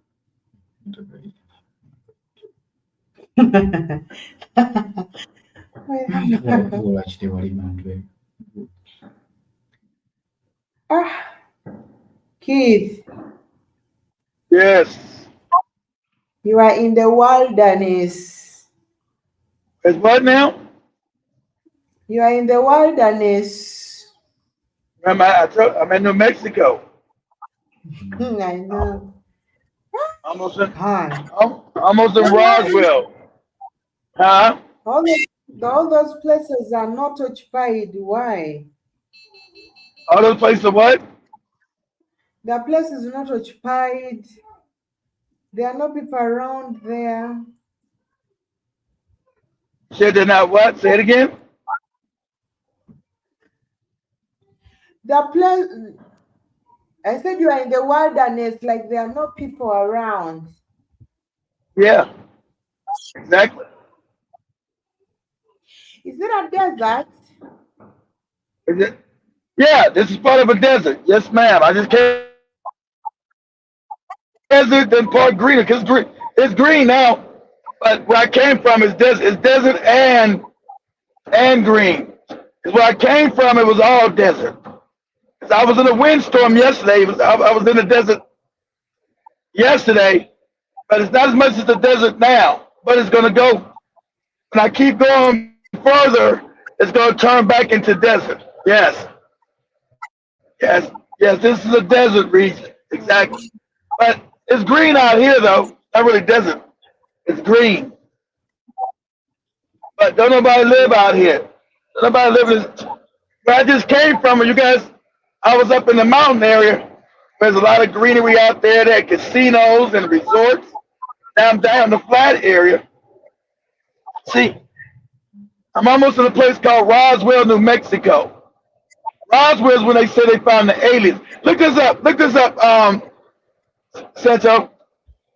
Go to Google, say Roswell, New Mexico, alien space crash. See, the aliens crashed out here. They covered up. They recovered a spaceship out here. Say alien space crash. Roswell. Say Roswell, which is Rosewell. Roswell, New Mexico. In what? Alien space crash in Roswell, Rosewell, and just put in him, which means New Mexico. Just put in him at the end of Roswell. Put a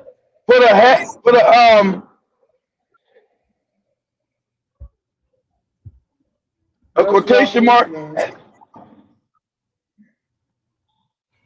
There is a conspiracy theory which alleges Yeah, it says a conspiracy theory.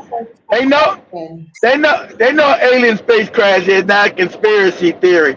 They know it happened because they got the bodies out of here. And they told everybody to shut up. They would kill them. Everybody been coming out on their deathbed talking about when they were dying. Said, fuck it, I'm dying. You can't shut me up no more. Yes, we recovered an alien spacecraft. Yes, the government has them. It was 3 bodies recovered out here in Roswell, where I'm about 15 miles away from Roswell. So I hear a spacecraft crashed out here in this desert. And 3 bodies were recovered. They recovered 3 bodies, 3 alien bodies. Back in 1947.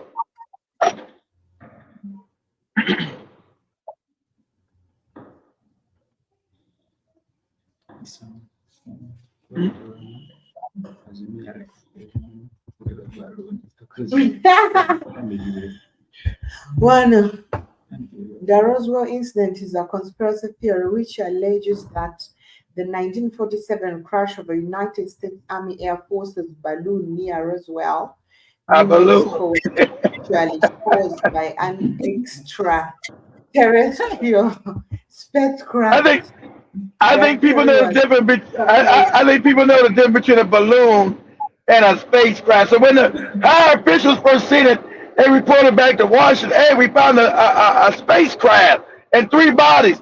And so when the guy up to the top, they said, hey, no, cut it down. No, we're going to redo it and say there was a balloon. It's a balloon that crashed out here. So, Flying disc.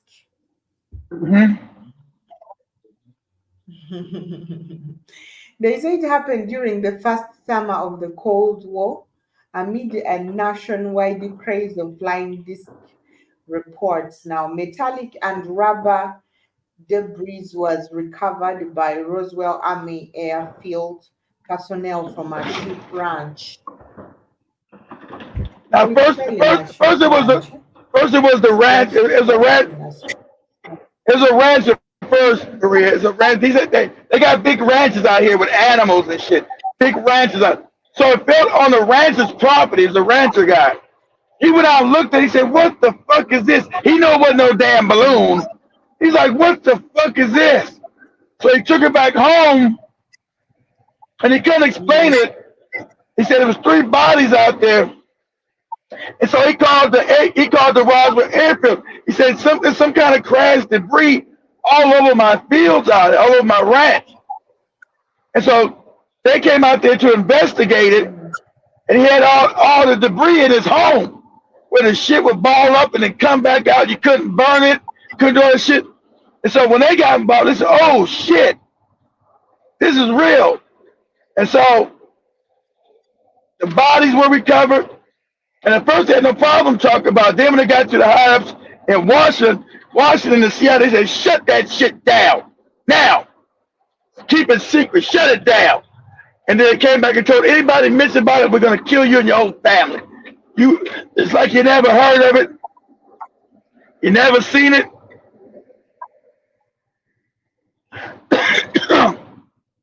You keep your mouth shut. So Mm. in the late 80s and 90s, when all these people were dying, they started telling the truth about it. They said, everybody since they were already on their deathbeds, they couldn't do no harm to them. They just started telling us, yeah, it was 3 bodies out there. It was on his name was Mac Brazo. Mac Brazo's ranch. He recovered it on his ranch first before the military.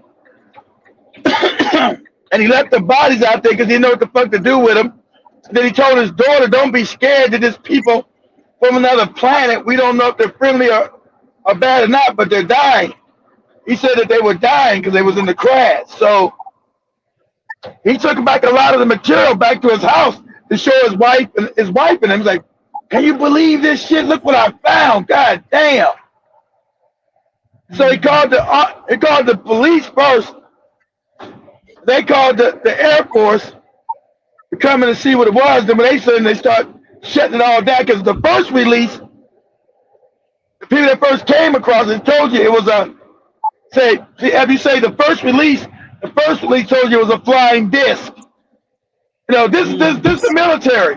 But when the high ups got heard of it, they said, hey, shut that shit down now. Lock it up. You tell them it's a goddamn balloon or some shit. Balloon? They said balloon. Yeah, that's what you do. So that's why you got these damn flying saucers flying around that Americans have re-engineered, that have reverse engineered from that technology. They haven't shown. Now, do this for me, Seth. Go to YouTube real quick and say, What are you about? say Americans, Americans. No, say the American Navy shoots film of flying saucers. They know they real, but some of them we made them from that crash. We reverse engineered the technology. Say the U.S. Navy takes footage of flying saucers and share that. You'll see. U.S. Navy takes footage of flying saucers. They already told you, they already came out and admit now, they've already told you now that they're real. But the thing is that a lot of that technology is not from outer space, it's them. From all that information they got from 1947, they reverse engineered it. And it's now them doing the shit. They reverse engineered that technology. Now they can do it. When it crashed, they took the stuff secret, then they learned how to create it. It's called reverse engineer.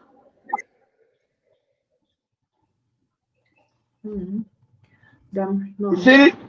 You see anything, Seto? Yeah, let's try to share what we have seen, but I'm not sure. All right. Let's share this.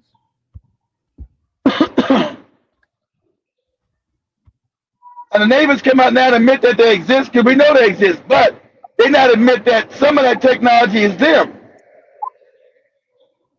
From reverse engineer of that crash. It happened over in Roswell. Let me see. Is it that? Yeah, we see it. Go ahead. Yeah, that's it. We see it. Go ahead. Play. Yeah. That was the Navy right there having footage. Showing you that this is real. What's going on, bro? There's a whole fleet of them. Look on the SA. My gosh. They're all going against the wind. The wind's 120 knots from the west. Look at that thing, dude.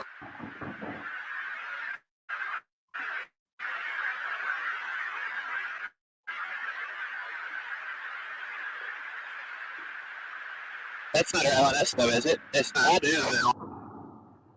Look at that thing. it's rotating.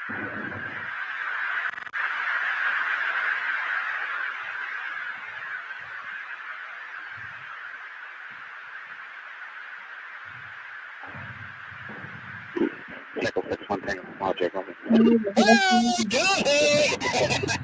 Woohoo! Roger. Did you box moving target? No, I took an auto turret. Oh, okay. Oh my gosh, dude. Wow. Look at No, come on.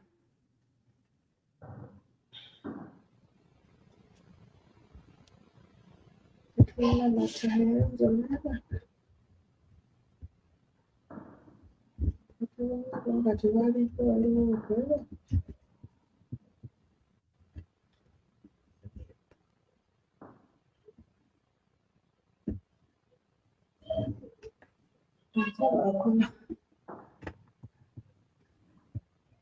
What can I say?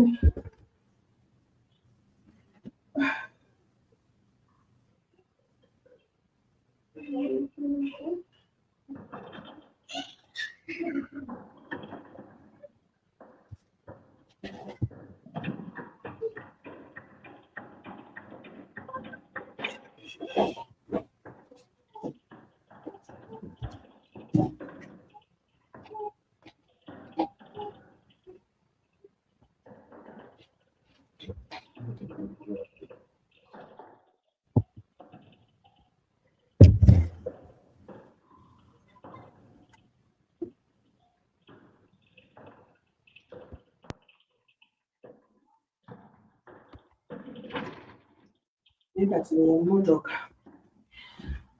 If I had to go over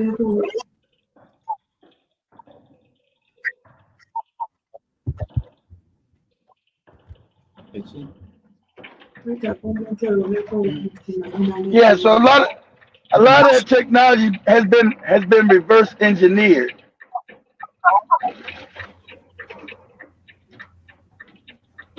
A lot of that technology has been reverse engineered, and so some of that technology is in the hands of defense contractors now.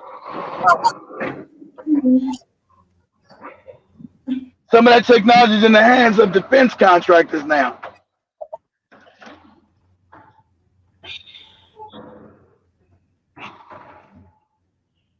And that first saucer was found out here in this desert. And the bodies were recovered. So what you seen them chasing a flying saucer, that's real. They've already admitted it. It's not like this is make believe. U.S. government and the Navy has already admitted, yeah. But you should already know that anyway, because you live in a galaxy and a universe with other people. That's why your religions are stupid. Is your fake Jesus go to every planet? That's why your religions are stupid. You got people living other planets on all in this one galaxy alone. You know how many Earth-like planets they got in just this one galaxy? Hundreds of thousands. So you got other life outside of the Earth. Some more advanced and some less advanced than you.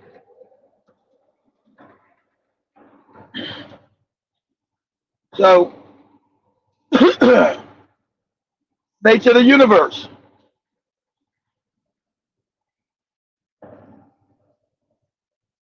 So they found them damn bodies. They did autopsies on them. And like everybody said, those autopsies are real. They're not fake. They want them to be fake, but they're not. They're real. Like every forensic scientist, every video scientist, yeah, this shit is real. Whoever can fake this, spend this kind of money to fake it, it's crazy. Put us up, Seto. Can you still hear me? Put us up. It's on YouTube. Pull up. Can you guys hear me? Pull us up on YouTube. Say okay. Alien autopsy video. Alien autopsy video.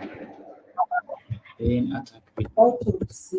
Alien, ALIEN autopsy video.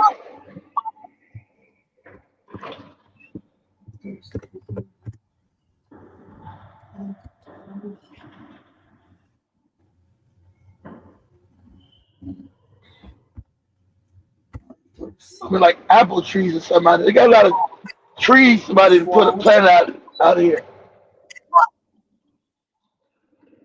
I don't know whether this. People are sad.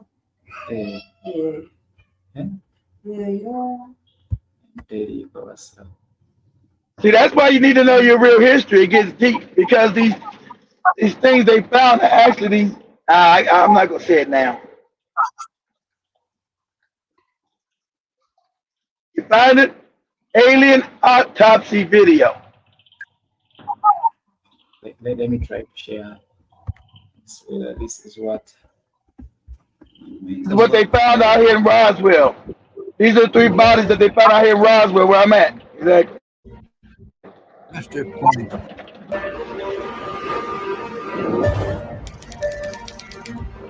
After playing the patsy for the government cover, intelligence officer Jesse Marcel Right. returns to Exactly. Roswell. There you go. He's determined There's the Roswell. to the truth. That's where I'm at. I'm in Roswell, New Mexico. Damn it. Roswell. Jesse Marcel is in a bizarre situation. He is the one that went to the crash site. He's the one who got his hands on the debris and Yeah, he went realized to Mac Brazel's immediately farm. this was something different, possibly, Exactly. almost probably, something extraterrestrial. And yet here he is, the fall guy. Adding insult to injury, when Marcel was in Texas, Captain Sheridan Cabot, his junior ranking officer, filed a report supporting the weather balloon story. Marcel tries to push back and says, hey, that's not what happened. I want you to Exactly. rewrite that, tell the true There's story. not no weather balloon. To which Cabot responds, if you don't like it, take it up with Washington. It's clear Major Marcel's hands are tied. But as his son recalls, the military's position is one he refused to agree with. There's still a feeling like there's something very unusual about this. It was not something commonplace like they would like to say weather balloon or radar carrier. Marcells, to me, are at the center of everything with the Roswell story. And any indication we can get to substantiate the claims that have been made by the Marcells just further adds to the credible, reliable testimony we have related to this incident. Your father didn't think it was a weather balloon or a radar target? Never did. Jesse Marcel Jr.'s claim about his father is predicted to be true. It's great to hear that this came back as true because it's just another thing in a consistent line of testimony from Jesse Marcel. Took a lie detector test, and that was an alien crash. There was alien bodies out there. My dad had the information. Set at the base and let's not talk. My dad had the information. Those were aliens. When he went out to Max Brazel's farm, the government changed it, made it a fucking a balloon, which is bullshit, to cover it up. Go ahead, Santa. Talk about this anymore in this first few days. I don't recall that exactly, but I think the implication is there. It's over with. Don't say anything more about it.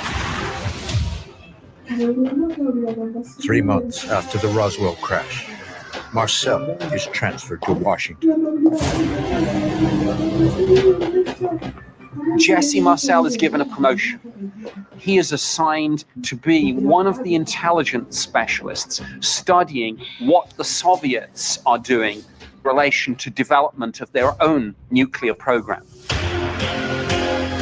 He may be the fall guy, but he's somebody that they need in the system and on side. Jesse is a strict military man. He is a career soldier, and he has to go by what he is told and what his superiors tell him to do. Luckily for those searching for the truth, there is one vital witness unbound to a military code.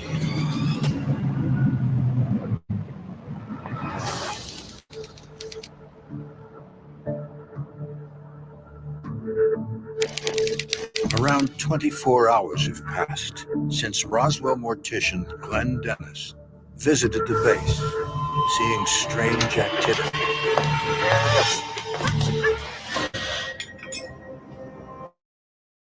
He's returning to Hangar 84 because he's concerned for a nurse friend who works in the hospital wing. Glenn Dennis's friend invited him to come back to the base to meet him for lunch. She said she had something very important that she wanted to tell him. This story is Glenn Dennis's most jaw-dropping claim for why there was a Roswell cover-up. She looked like death on a dove. She said, "You won't believe what happened." She said, "I've never seen anything so good." I said, "Well, look, you're a nurse." And I said, "Anytime you're in this business, you're going to see a lot of things." And I said, "You may as well get used to it." She said, "No, just sit by it is." Then, the words that come out of her mouth next leave Dennis absolutely stunned. She said, "This is something that no one's ever said."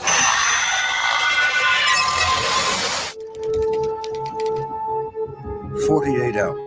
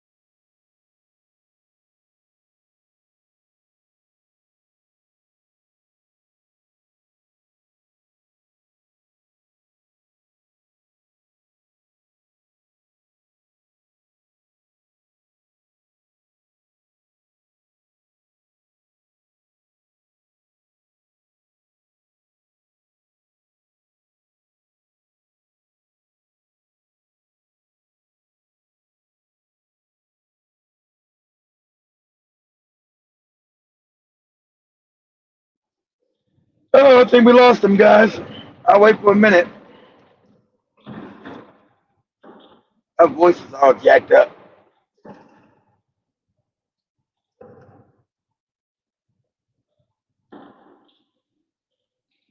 Wait for a minute, see if they're out of here or not.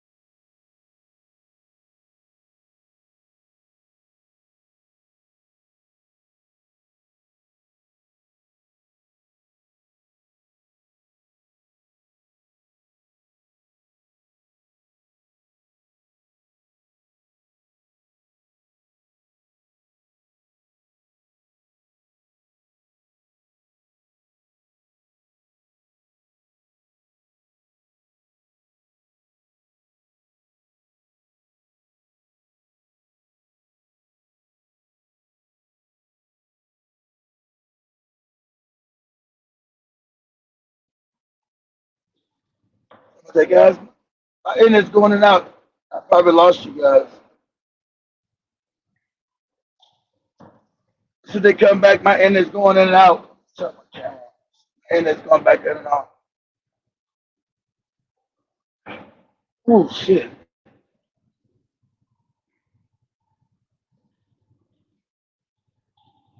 It's everybody gone but me.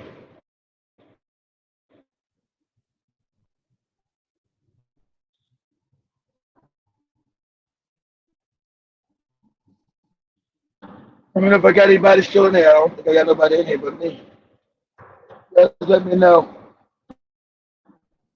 I'm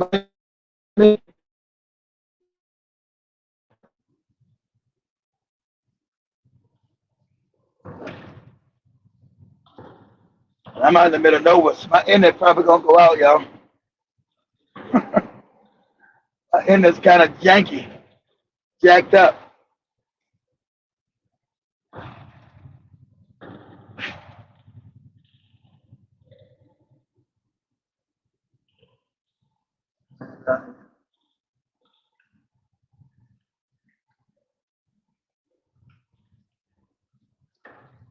I don't know if anybody's still here. I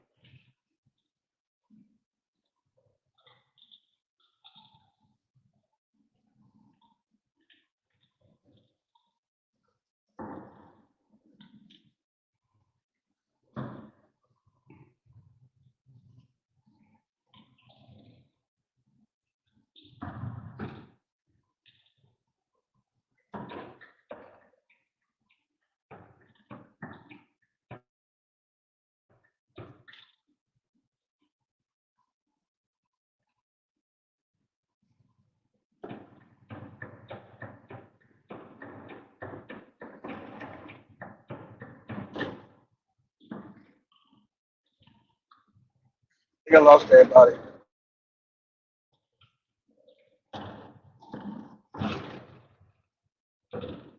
I give them 2 more minutes if they're gonna show up, guys. I don't know if they're gonna show back up or not.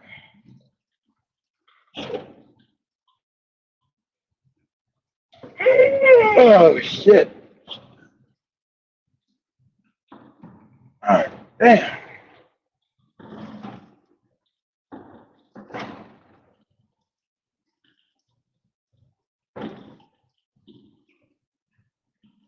Everybody else here, so everybody in God.